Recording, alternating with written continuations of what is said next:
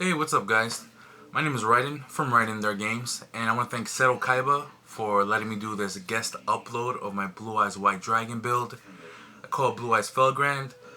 I did a Minerva tournament in my local college of about 80 players, and I got first place. Won my first YCS card. It was a really tough battle, but I'm gonna go into the deck in depth. I'm gonna go into my matchups and the full tournament report. What's up, guys? And for the deck profile, so yes, this is the super rare Minerva, so beautiful, so gorgeous, but more on that later. Given that I am actually on Seto Kaiba's channel as a guest upload, and Seto Kaiba's time does not come cheap, I'm just gonna go straight to it. If you want more details about the tournament, I have a different deck profile, basically same deck on my own channel, you know, where it was and everything. So basically it was a 84 people tournament, 84 person tournament. So let us start, and I'll go into details later on. So you run the triple Blue Eyes White Dragon. Mandatory in the deck, it is a Blue Eyes deck after all. Even when alternative comes out in about a week, still running 3. You have your triple, the White Stone of the Ancients, a beautiful card, love the card. This brings out, I usually use this to tutor out the Spirit, I'm sorry, Dragon Spirit of White. You have triple Sage with the Eyes of Blue, awesome card. Also going at a triple because it combos off with this, comes off with the Ancient card, it comes off with the regular White Stone of Legend. Really techy and good. I'm only running 2 Dragon Spirit of White. I was going to run 3, but the problem was deck space because I am taking a Felgrand inside this deck. So basically the third one used to be, well, the third one is now a Felgrand.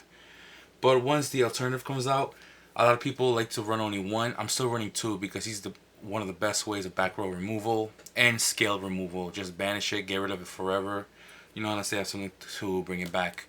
You have your double effect veiler. I'm always going to keep it at 2. I have a build already set for alternative, which still uses it at 2.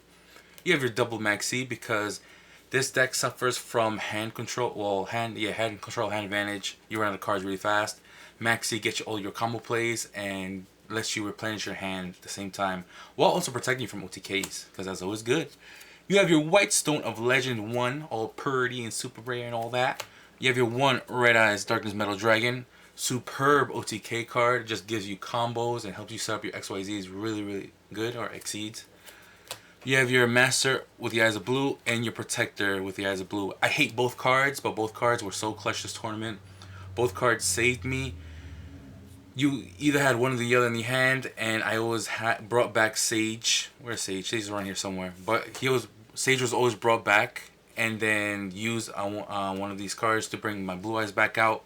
It was just a really good card overall, both of them. But given that alternative comes out, I'm probably going to take them out. And you have your 1 Divine Dragon Lord Felgrand. Awesome effect. I was going to put in Archbrave in the main deck, but as a level 7, it doesn't work too well with trade-in or anything like that, so I want to keep it nice and simple. MVP in the entire deck of the tournament, bringing my monsters, most of my monsters, to about 5,000 attack. Even in my mirror matches to 10,000 attack. You have your Claw of Hermos. More on that later, but Claw of Hermos was such a fantastic card in this deck, because it gets rid of your dead cards. If you don't want Ancient in your hand. If you have Ancient in your hand, you can use Claw of Hermos, get rid of Ancient to the graveyard, special summon your monster to the field. It's basically almost a free summon. You know, kind of neg 2, but you know, you have the free summon, and then at the end turn, you still get a Blue Eyes to the field, so it's not that bad. Really good. Really good. And also that I found out, this was like last Thursday that I had this tournament, but in Nationals, there was a feature match where he used as well, I forgot to lose his name, but he also used Claw of Hermos, which is like phenomenal. You have your triple Return of the Dragon Lords, fantastic card, basically a free special summon from the graveyard, and free destruction removal. Oh, destruction, I guess negation, like non-destruction, whatever. All your dragons live. It's all good. It's a party in the house. We have 1 Raigeki. You have triple Twin Twister because you hate back row, but you also hate some of the stones in your hand, some of the blue eyes in your hand, some of the monsters in your hand. Really good to get rid of those cards. You have your 1 card Continents, and your triple trade in. You need triple. Even in any build you want to use, always triple, because putting Blue Eyes in the graveyard is not bad, and being able to special them back is even better. So trade in is really good. You have your Soul Charge, one of the most powerful cards in the deck. It lets you just win games. I mean, being able to bring out Harbinger Dragon, Hope Dragon, I forgot the name, but one of the Exceeds, and say a Spirit, Blue Eye Spirit Dragon on the field is just really, really, really good. And it's your lockdown fields. You have your one Spirit Silver's Cry only because I already have Soul Charge and the triple Return of the Dragon Lord, so you really don't need that much revival because it's just gonna break in the end. You have your double Dragon Shrine. I was gonna put it to 3, but space is an issue. And for the trap lineup, you have triple Phoenix Wing Wind Blast, Solemn Warning, and Vanity's Emptiness. I didn't run more Solomons just because, for the simple fact that you don't have space for that. You want to put your game 1 to an OTK build. You want to like just attack all you can, set up all your plays, and just win from there. And then game 2, that's why you have game 2. You side in cards, you side in your Solemns, and it just helps you play the game better. But as a Blue Eyes deck, you want to just go for full power and just destroy your opposition. I'm going to go into the side deck, which was just phenomenal. You have one Arcbrave Dragon, mostly for the Pendulums, Pepe lineup, all that good stuff. But I did use Arcbrave a couple of times. You have your third Maxi, your third Dragon Spirit of White, because I just couldn't take them out. You have your double Ghost Reaper and Winter Cherries. Wanted to run 3, but the side was like kind of iffy to play with, but it's mostly for the mirror matches and Galaxy Dragon matchups. Just really, really tight. Really tight. You have your Silver's Cry, your third Twin Twister, double System Down, triple Master Restrict. If you want to use Master Restrict, please be careful with Master Restrict because it stops your effects too. Blue Eye Spirit Dragon uses Tributing effect in order to get your monsters out. You have this on the field, you cannot use Spirit Dragon. It's like almost useless. So please be careful. And then you have your triple Solemn Strikes. In some of the matches, I saw him strike sided in some matches, but more or less, I always had him out here in the side deck. If I face Monarchs or maybe a Rogue deck, I'll put strikes back in, but it was never that necessary or that important. You have your Red Eyes Black Dragon Sword, because you have Hermos in the deck, obviously.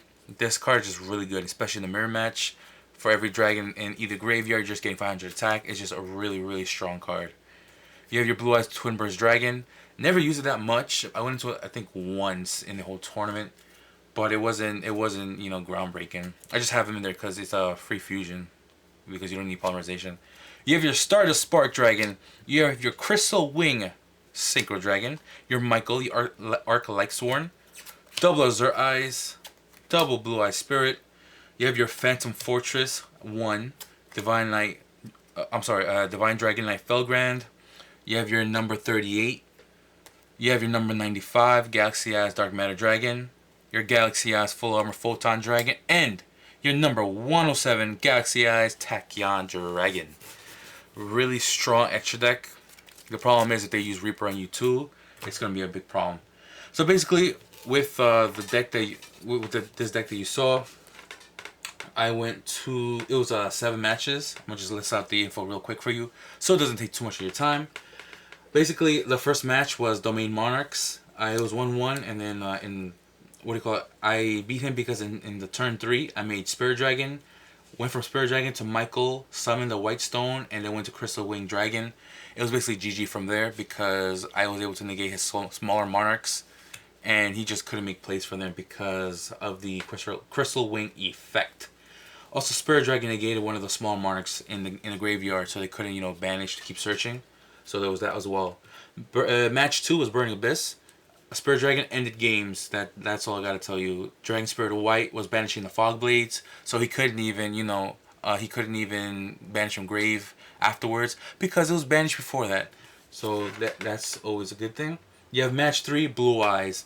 I lost the first game of that match because Brick City. I was just building, you know, bridges out of bricks and all that. And then second game, third game, Ghost Reaper. I chose Spirit Dragon and Harbinger Dragon in order. I banished both of them, so he couldn't stop my spells, and he couldn't go into his best synchro, which is a Spirit Dragon. Then what? Oh, match 4 was another Blue Eyes. It was basically the same game. The second game I lost because he OTK'd me Dark Matter Dragon, and third was Ghost Reaper. So game 1 was just a normal win. Game 3 was because of Ghost Reaper. MVP again. You have your match 5 Draco Pals. I went first. I lost because of building brick towns, and I sided an Archbrave for a game. Oops, sorry about that. Then double Ancient Stone into 2 Dragon Spirits of white. Basically kept banishing his skills, and he couldn't do anything after that. Match 6 was Spellbooks. Most of you guys, if you're not subscribed to me or know me from my videos, I'm a huge supporter of Spellbooks. So I faced Spellbooks and brought a little tear to my heart. But first OTK was 2 Blue Eyes and 1 Red Eyes on the field, and then second was a first turn Harbinger and Solemn Strike set. So it was game from there.